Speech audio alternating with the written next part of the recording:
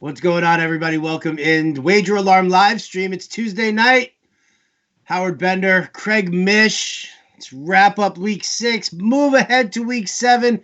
Craig, we got back on the straight and narrow this week. We finished above 500, 4-3 in the Nugget, 3-2 in the Super Contest. Obviously, we'd prefer a 5-0 and a 7-0, but listen, you know what? It was about rebounding from the week before, which we did. What's going on, everybody? Welcome in Wager Alarm live stream. Yeah, we did. Great bounce back, I thought, last week, both in college and in pro. Certainly, a couple of the picks were close. We could have had better results, I think, especially in the Super Contest. I was disappointed personally with my views on a couple of the picks there, too. But overall, I think that it shows you that one week has really nothing to do with the next. It really is amazing that somebody is 27-3 in the Super Contest. It's the best record ever in the history of the contest right now through 6 weeks, which is phenomenal. And listen, we're trying to make our way back into trying to finish in the money, and certainly we'll get back at it this week. And before we get into this week, we can kind of take a look back, Howard, at last week's picks. And simply put, I'll start off, and then we could just kind of go from there. The one team in college right now that you have to, I think, both against the spread and even in maybe some parlays or things like that, it just looks like Rutgers is completely quit. I know that they have a new coach and their quarterback transferred, their running back transferred, but they got shut down by an Indiana team that isn't really very good, and they got shut out 35-0. So I think it's safe to say at this point, even though I don't love laying big points, my guess is that if you faded Rutgers in the final 5 games, you may go 5-0 against the spread. I mean, they are there was a story online about how there's some people that feel that they're the worst Division I college football team of all time right now. So the line is moving up. By the time we get to tomorrow's lines, it probably will go a little bit higher. Minnesota plays Rutgers this week, but we have to keep a close eye on that because that's you hate to say anything is giving money away, but Minnesota's a pretty good team. Minnesota's a lot better than Indiana, and the spread is about the same from last week. So Rutgers just doesn't look like they can score at all offensively. Nothing, zero. No quarterback, no running back, new coach. It's kind of like a tanking season when you're not supposed to be tanking in college, but it appears that way. That was our first pick. That was a win. All right, so let me ask you here. That was a great win for us with Indiana. At what point, if it's 28 right now, the Super Contest and the Westgate and the Nugget, they close out their lines tomorrow for us. Right. Yeah. How high are you willing to go on the spread before you say I just can't take this many? I can't lay this many points. 28's probably the number. It feels right. A road team, 4 touchdowns. I think it's 28.5 right now. So we'll have to see if there's some pullback tomorrow. There was pullback in last week's game from Tuesday to Wednesday too, because there are some people who just they're anti-trend. There are some bettors who feel like it can't happen again. Like you hear it, like, oh, how many times can this keep happening? Eventually, they're going to do well.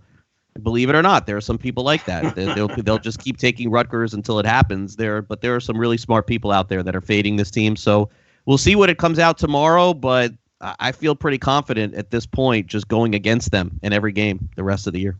Nice. All right. Where do you want to go? You want to keep talking? You want to wrap up what we did? Yeah, this I'll finish the week? College game. Sure. All right. So Arizona, we lost on that one there. Washington actually came in. Yeah, Washington showed up in a hit. big way. Yeah, Washington showed up in a big way. That was completely the wrong view on that one. They blew out Arizona. It wasn't very close. And so now Washington has a very big tilt this week against Oregon. I don't think any team from the Pac-12, Howard, is going to get into the playoff. It certainly doesn't seem that way. But there, is a chance for a team to get into a Rose Bowl game, and that's a very big deal for the Pac-12. And whoever wins this game, in all likelihood, is the favorite to play in the Rose Bowl. And so while we look at a lot of times as the Final Four and the college football playoff as being the be-all, end-all for these schools and for these kids and for these coaches, there's a lot of bonuses involved there for getting to the Rose Bowl. And Washington did respond in a big way. Remember, they have 2 losses already, so they can't afford a third, and Oregon's more or less in that same situation. Their quarterback, Justin Herbert, hasn't been as good as I thought he would be this year, but he's been good enough. I still think he'll be a first-round pick in the NFL. But clearly this is the big game, I think, in that conference this week. Well, if you need somebody to blame for that one, I took Justin Herbert actually as one of my quarterbacks. Him and Trevor Lawrence in the best. Trevor Lawrence has not been good either, shockingly. There you go. Yeah. So that's my quarterback pairing. 2 potential Heisman candidates. Guess what? Bye-bye. nevertheless. Texas Tech, we took them plus 11 over Baylor. That was actually that worked out nicely for us. Texas Tech stayed in the game. It all went to overtime. It did. So a bunch of overtimes, as a matter of fact. Yeah, double overtime. So I had suggested that it was possible that I thought Texas Tech could win this one outright. So to see it only fall into a 3-point game when we were getting 11, I love it. It was a great one and a bad one for people who bet the under in that game. It was 6-3, I believe, at the half. But that's the danger of college football and betting unders, is that they'll keep playing in those overtimes sometimes until that thing goes over. So if you're going to bet a team that in an over-under game where the spread is 3 or 6 or 7 or 4, you always have to keep that in mind. There's a chance for that happening. But yeah, that was definitely the right side for sure in that game. And then the other game, Fresno State, we had them plus 3.5 against Air Force. Looked like we were doing well. Looked Fresno good early. State took the lead early. They held the lead. I think it was either Fresno State had the lead or it was tied at the half. It was close there. And then all of a sudden, Air Force just completely blew up. Yeah. Fresno State's defense just got crazy tired in the second half, and they couldn't do it. And Air Force just ran the ball all over them, and then ended up with a pick 6 at the end of the game there, just to put the icing on the cake. Yeah, it wasn't the wrong side. I mean, that's all there is to it. Out of the 4 games, we had 2 wins, and probably 3 of the 4 were relatively close. That one, look, sometimes you're just gonna. You go back and look and you say, well, maybe the situation was, again, they got tired against a team that all they do is run. But how are you really supposed to know in those scenarios? And it played out that way. And there is a scenario I want to talk about, by the way, with the NFL from Monday night that we'll get to. I know we didn't have an opinion on that as we run through our NFL picks. And I'll start off. My favorite pick of the week last week was the Rams. I was stunned to see what San Francisco did to them. I give them all the credit in the world at this point. We'll see what happens with the Rams if they bounce back this week, and I think that they probably will. But if they do, it just will show you how good the 49ers appear to be. I don't think anybody predicted this team to win 13 or 14 games this year, and they don't have to do a lot at this point to get there, Howard. Like they could be like a little bit above 500 and still get there the rest of the way. So I don't know. I don't know what to say about the play calling. I thought, for having Jared Goff and all those receivers, and is it that different from what they did last year offensively, that on the goal line on 3rd and 1 you run, on 4th and 1 you run? Tell you what it is. You ready? I'll tell you exactly what it is. And I said this the other day. When they turn the helmets off and McVay can't sit there and do it. Robert Saleh, the defensive coordinator for San Francisco, disguised his coverage, and then with 15 seconds left, he started moving guys around, and all of a sudden Jared Goff started to struggle with reading defenses, and he couldn't get the communication that he needed in order to see what happened. And I mean, listen, because Rams came out like a house of fire. But respectfully, Howard, they have the ball on the goal line on 3rd and 1. They run Malcolm Brown. He doesn't get in. They run the same exact play on 4th down. Yep. That's not about the time in your ear. That's just about 2 bad play calls back to back. No, that's definitely not. And listen, they ran into a big problem when Safford left for free agency, and they put this guy Notaboom in as his he's out for the year backup. Notaboom is now out for the year. His backup is even more atrocious. They just made a trade with Cleveland. Rams actually, here you go. They trade Marcus Peters. They trade like 5 draft picks for Jalen Ramsey now. Wow. So he comes into their secondary, and then they trade for an offensive lineman named Corbett from Cleveland, and he's going to probably fill in for them over there. I mean, listen, their defense played well enough to beat San Francisco. They kept giving them the ball. And then there was another play where they ran Malcolm Brown on 4th and 1 on like the 20-yard line of the 49ers. And look, I think Todd Gurley's at the end. I don't think, and look, let me give all due respect to Todd Gurley, who's had a phenomenal NFL career. He was a number 1 running back in fantasy for years. I think his career is coming to an end, and it's coming fast. And I think this kid Henderson showed a lot. There's a chance that he ends up being either the primary or split guy back. But the one thing that I'll give to Gurley that these other guys don't do is that Gurley needing a yard is getting you a yard. He scored 4 touchdowns the last 2 weeks before he got hurt. And maybe they just figured they could put the same personnel in there and get it done. But Malcolm Brown is not the same guy that Gurley is near the goal line. They did it last year with C.J. Anderson. They did it last year that's true. They did it last year with C.J. Anderson also. So a very tough one to figure out for me. It was an epic spot for the Rams at home, 10 days off, 49ers coming off a Monday night game. And that game, not only was the Rams the wrong side, it wasn't even close. A terrible pick. and one that just left me completely scratching my head, in addition to one of the other picks too. But we'll get to that in the Super Contest. We'll get to that. So the Rams was one in the Golden Nugget. The Steelers was one in the Golden Nugget. Steelers was one. We had that was one that right off the top that I agreed with you. I would have went with that as well. That was a great pick, and I didn't think they'd win the game outright. But how do the Chargers? How are they laying points to anybody? I mean, it makes no sense. So that was a good one. And the third one was Saints. We had them +1 in the Nuggets, +1.5. Saints also just ride the Saints until they lose. You have to do that in the NFL. When teams are high, you don't go against them. Makes no sense. Oh, what am I talking about? I went against the 49ers. So, but either way, 4-3 in that. And then in the Super Contest, we had the same three picks that we're discussing. Mm-hmm. The fourth pick is one that I'm also responsible for, which is the worst pick of the season for us. The Tennessee Titans against the Denver Broncos. I couldn't find anybody taking Tennessee all week long.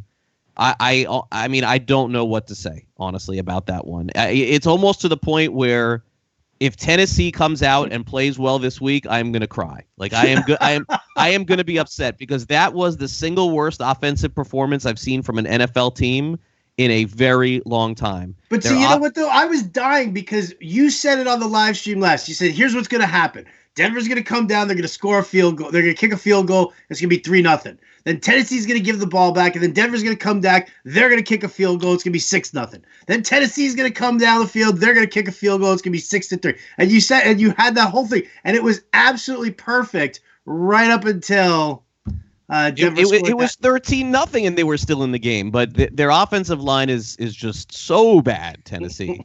and the other thing too, to me, how does Derrick Henry ever rush for 200 yards in a game? If you never watched the NFL before and you watch that game, you would think Derrick Henry's the worst running back in the NFL. I don't know how does this guy ever get 100 in an NFL game? As soon as the Broncos hit him, this guy falls like a pancake. And then they're running straight after Marcus Mariota, and Derrick Henry's just watching the guy go right by him and just sack him. Like, I mean, it was so sad for me to have to watch that, and I had to endure it. But you know what? When I make a bad pick, I like to eat it and watch it. And I watched that game right through. And you know what, man? It would not shock me to see Tennessee bounce back, but I can't take them anymore. I don't know what was going on in that game. I don't know how that team scores points. You don't have to, because it's the Chargers at Tennessee, and it's Tennessee -2. And Tennessee will probably win, but I'm not going to do it. I'm not that stupid to do it 2 weeks in a row. I'm not going to do it. But that was easily the most depressing pick of the year. But it happens every year. Listen, we're here at week 6. That was the worst pick of the year. If it takes 6 weeks, if in the next 6 weeks we get one more bad one like that, I'll be okay with it too. But to be clear, there are picks where you're on the right side. There are picks where you're on the wrong side. That pick was not the wrong side. That was the wrong planet. All right. Well, then our last one for the Super Contest, we took Cincinnati. We took the points. They were getting 11 points. Another great pick. Oh, thank you. I'm responsible for that one. Why don't you do this live stream, and I will just step out, because I mean the way that I've seen the NFL the last 2 weeks has not been accurate, to say the least. But look, the Cincinnati pick was actually not a great pick. The Ravens could have covered that one. We feel good about the pick. Cincinnati was in it covering from start to finish, but Baltimore did have some opportunities to take advantage of that one, and I was watching that, rooting heavily against Baltimore and praying, and they just kept kicking field goals. We got really lucky with that toward the end of the game. A little backdoor cover there with that touchdown. It was beautiful. The Bengals are the backdoor cover kings of 2019. Them and against the Buffalo Bills. So we went 3-2 there. But a great example of the NFL, and I wanted to bring this up before we start talking about some of the games this week, was the Monday night game, was the epic discussion about gambling in the NFL. You could watch from the very beginning of that game between Detroit and Green Bay. Now, look, I know that there were a lot of penalties there that definitely were an issue, without question. And there are also some people that would respond to me watching this live stream saying, Craig, what are you talking about? Detroit was the right pick. They really dominated from start to finish. I get all that. But let's play what the result was. You got to 3 minutes left in that NFL game feeling you were not sure about if Green Bay was the right pick or Detroit. With 3 minutes to go, you had no idea. You had no idea if you liked the under or the over. You still had no idea. It was sitting right on the total, and Green Bay has the ball with a chance to score a touchdown. If Green Bay scores a touchdown, the Packers cover, and the game goes over. If the Packers kick a field goal, the Lions cover and the game goes under. And that right there was the perfect lesson in sports wagering to show you just how good they are at making these lines, because that's why this is so tough to beat, because one fumble, one play, one non-call would have completely changed the betting outcome of that game. And unfortunately, and as crazy as it sounds, that's kind of where you want to be when you're betting on sports. You want to be right down there at the end of the game, and you need a little luck on your side in order to cash in a lot of situations. And that was a perfect example of that last night. Yeah, it was. And I hedged. I had Green Bay in a survivor pool, and I had Detroit with the points. That's not a hedge. You won both of those. What's that? Won both if you did. Well, yeah. Well, because I also had the over. Right. So if Green Bay would have scored, then Green Bay would have scored. Then you would have had the over. You would have had Green Bay, but you would have lost Detroit. There you go. And it was all down to the end, like the very end of the game. And people say, oh, a lot of games come down to it, but that one really had all possibilities. Oh, it had a ton of possibilities. And listen, and the funny thing is that everybody from Detroit is whining and crying about the refs and what went down at the end of the game. And the bottom line is, and I said this today, I said, if 2 of those 5 field goals are touchdowns, then there's no contest. Nope. There's no contest at all. But meanwhile, that was Detroit. So there you go. All right, so 4-3 in the Nugget, 3-2 in the Super Contest. Yeah, of course we'll take it. So let's talk about some of the lines that we're looking at right now. Well, first of all, Thursday. Well, let's just get this out of the way real quick. Really? No, it's Denver, dude. It's Denver. Why do you want to do this? AC Denver. Kansas City did not stop Houston on any possession last week, except for when Hopkins threw an interception in the end zone. They scored on every other possession they had. I don't know what's up with the Chiefs defense. The total is 48.5 in the game, and the Chiefs are minus 3.5. I mean, how can Denver even keep up? You would think with Kansas City, but if Carlos Hyde is going to do that against the Chiefs, then who's to say that Lindsey and Freeman won't do that against the Chiefs? So, I mean, my lean would be toward the under in this game. I just think a lot of running and keeping Mahomes off the field, if they can do that. And by the way, if Kansas City goes up,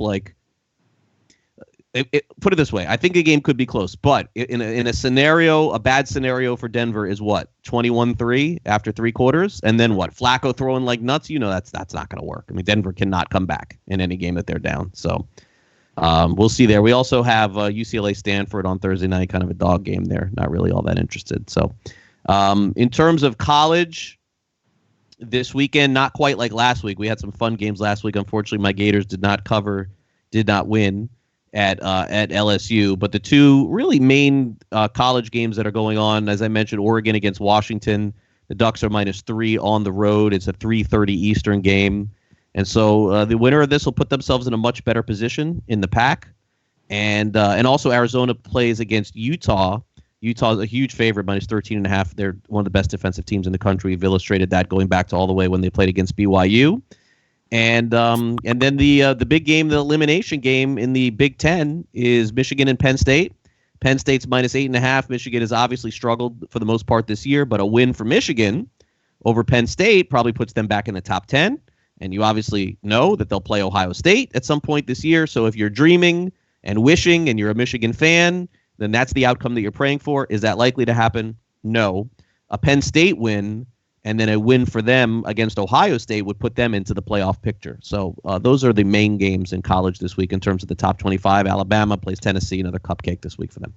All right, a couple of NFL games that I'm looking at right now. First of all, Miami at Buffalo. Listen, I know Buffalo's coming off the bye week. I just don't think that Buffalo is the type of team that should be getting a 2-touchdown. 17 points right now. Yeah, I mean, I can't. Like, listen, I don't like Miami. They brought in Fitzpatrick, and that made them a little competitive against Washington. I just don't know if Buffalo is one of those. I mean, well, we're gonna have to wait and see what the line is and see if it comes down at all. I think this will be what we'll see tomorrow. 17. Yeah, that feels right. Well, then I believe it or not, I think I'm tilting Miami. Toward Miami. Yikes! I know, right? It's disgusting. They haven't covered a game all year. Not one. Not one. Oh, no. They covered against Washington. What are you talking about? Oh, that's right. I apologize. Yeah. Yes. Yeah, that's right. Yeah, they covered against the Redskins. So here you go. 2 in a row. Let the trend be your friend. Yeah, sure. Minnesota visiting Detroit. Minnesota is a 1-point favorite, which now, to me now looks... now a pick 'em. Okay, so perfect for me. I know you don't. This one? I know you don't like reading Minnesota. I'm all in on Minnesota right now. Really? You like the Vikings? All in on Minnesota. I think what we just saw. I'm wrong every time on them. Every time. What's that? I'm wrong every time with the Vikings. Well, here you go. Have the faith. Who's your buddy? Who's your pal? You tell me. I'm telling you. I think what we saw for the first 3 weeks of the season, I think that's exactly what they wanted to do. They're treating the season like they just treated a like you treat an individual game. You go run heavy, then your receivers start getting a little squeaky squawky. You start dealing out to them because you've already established the run. Everybody's got to play to Dalvin Cook. Everybody knows that they have to play to Dalvin Cook, which opens up the passing game right now. I think they cruise through. I love this matchup here for Minnesota. Okay. I do. Yes. By the way, 60% of underdogs are covering this season, so that really fits in with a lot of what we do. And it just shows you that the 1 week that we went against that and we took those favorites, we fell flat. So it's probably the best thing to do is just stick with that. In terms of other big games this week, Philly at Dallas. Dallas somehow a 3-point favorite in this game based on the way that they've played the last few weeks. I'm not sure about that. Doug Peterson, of course, guaranteed a win at Dallas on Sunday night. That's one of the marquee games. Another big one is Houston at Indianapolis. That Houston could be, for me, that was one of the ones in the total. Most of the totals that we did on this live stream, I think almost every one are going to hit. I'm on great pace with those, but I am not with Houston. Houston seems to be the one team that maybe I had the wrong read on. They're 4-2, so there's still time for them to go under 8.5, but that doesn't look really good right now. And they're on the road at Indianapolis, a place last year where the Colts had that game won and literally went for it 4th and 1 on their own 40. Houston kicked a field goal and won. I remember that game last year. So another interesting game there. Saints and Bears this week. Saints, of course, winning and covering in every game that they're in. Not really sure, in particular, Howard, what you're going to get from the Bears on a week-to-week basis, although they're coming off a bye, so you would assume that they'll look better. But the Saints defense is keeping them in every game this year. Saints defense, definitely. They've gone 32 straight games without allowing a 100-yard rusher right now. Wow. I didn't realize that. That's a lot. Ba-boom. Listen, a couple of road dogs I like. I like Oakland and Green Bay. I like Washington.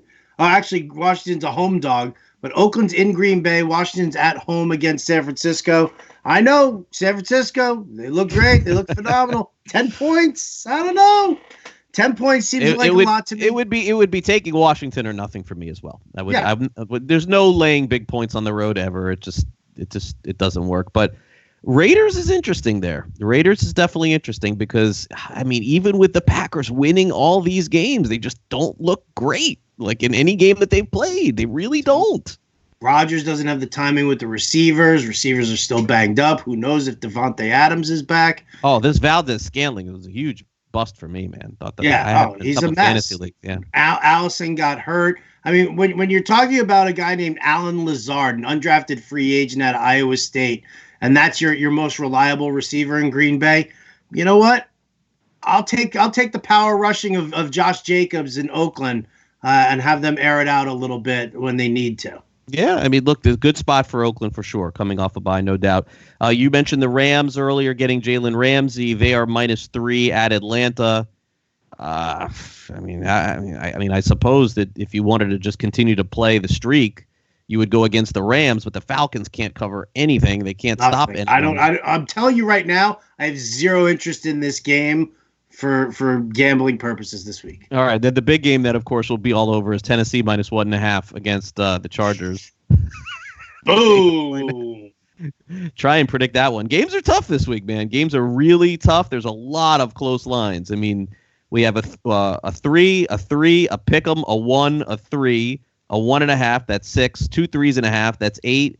And then a 9th game is a 3. So virtually 80% of the games are 3.5 or less. Monday night. Why you've got to go with a home dog like the Jets on Monday night against the Patriots, 9.5 points. Jets win that game outright? Sure. You would have to think that eventually New England is going to stumble at some point, right? I hate going against their defense that everybody's all into right now. They do. They have to. They got to stumble eventually, but this be it. I mean, if let me ask you something. If Darnold wasn't playing in this game and it was still Luke Falk, what would the line be? The line would easily be 17 to 18 points. Yeah, it would be on the road too. Yeah, I think Darnold's pretty good. I don't know. Just it transforms the offense. Like all of a sudden you've got a guy who's confident passing. It's just that the book has to open up so much for New England. Even in the game against the Giants last Thursday, where they literally played maybe their worst offensive game of the season, they still covered that line. It went down right to the end, but they covered that thing. So Jets defense is better than the Giants defense, though. Jets is definitely better. How about Jacksonville -3 at Cincinnati? Yeah, you know what? I like Jacksonville in this one. I really do. They're going to run the ball with Fournette. Cincinnati can't stop the run one bit. You'll see tons of Fournette. They just lost Drake Kirkpatrick, like their best corner of a crappy secondary. Yeah, Cincinnati also seems to be the kind of team at this point, Howard, that internally is probably looking at it and, again, playing into a narrative that we don't know exists. But what's the point now, you know? Like, what's the point of A.J. Green? What you start off and you want to do all the right things, and they certainly have played hard. In fact, you could make the case that the Bengals, with their record, have played harder than a lot of teams with that same record. They've been in games, but at this stage, I think you are kind of looking at it like Cincinnati has a chance for that number 1 overall pick. They play Miami in 3 weeks. They don't have a chance. Miami's not winning a game. They play Cincinnati. Miami's not winning that game. There's no way. There's no way. Like those two teams, they will battle. That'll be like a 6-6 tie. 6-6. And neither team will be happy with it. Yeah, I mean, Rosen, man. You think Rosen's career is done? Did it ever start? So bad. Did it ever start? It's not fair. No, he never got a chance. Oh, poor kid. You feeling better about the Arizona Cardinals, by the way? The way that they've been playing a little bit lately? They're at the Giants this week? No, I'm not touching this one either. Giants getting back Evan Engram. We got to have 5 picks before we go to Sunday. You're aware of that? I am aware of that. Okay, we're going to have to come up with 5. Did we cover it? Well, you don't like Houston. I know, but I have to be willing to change my opinion if things are. Listen, dude, Minnesota, I'm confident in. I like Minnesota, and I like the Oakland game. I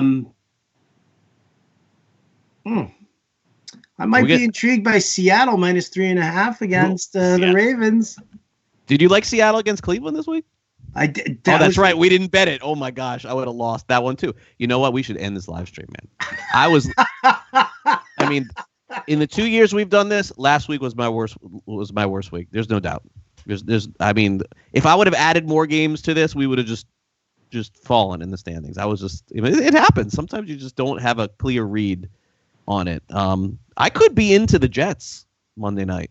Ooh, interesting. A Monday night 10-point home dog? I mean, it is New England, but still.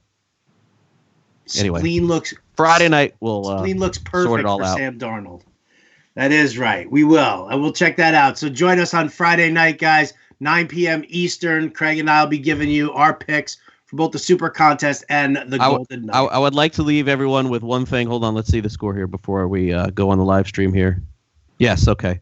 Bottom of the first, the Washington Nationals lead the St. Louis Cardinals. Matt sells the Washington Nationals 5-0. And so this is going to be a sweep, a 4-game sweep. And this is my $200 ticket for the St. Louis Cardinals to win the World Series, placed in December 12th of 2018. That as soon as we get Friday night, I'm not going to tear it up yet. I'm going to wait for the game to end. But as soon as it is, I don't do pie in the face. I do tearing of the ticket.